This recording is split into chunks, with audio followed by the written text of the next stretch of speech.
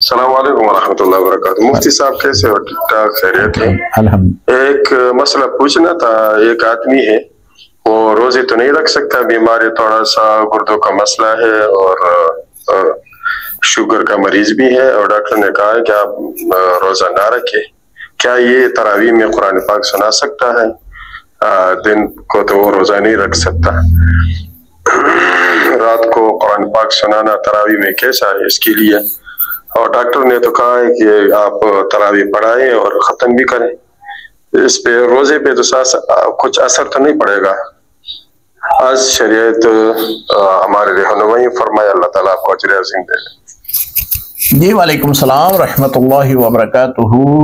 حافظ جو ہیں وہ بیمار ہیں، گردوں کی مرض ہے، شوگر ہے، جس کی بنا پہ وہ روزہ نہیں رکھ پا رہے۔ یہ ڈاکٹر نے کہا ہے کہ آپ روزہ نہ رکھیں، تو کیا ان کے پیچھے نماز تراویح ادا کر سکتے ہیں؟ جی محترم، اگر واقعی وہ شرعی معذور ہیں، جس طرح کہ آپ نے صورت بیان کی ہے، شوگر کی مرض ہے اور گردے جو ہیں وہ بھی اس طرح ان کے نکارہ ہیں، تو اس صورت میں آپ ان کی امامت میں نماز تراویح پڑھیں، نماز تراویح ہو جائے گی۔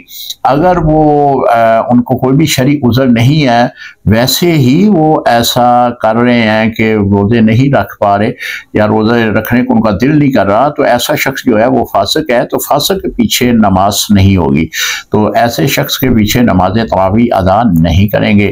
السلام علیکم ورحمۃ اللہ وبرکاتہ۔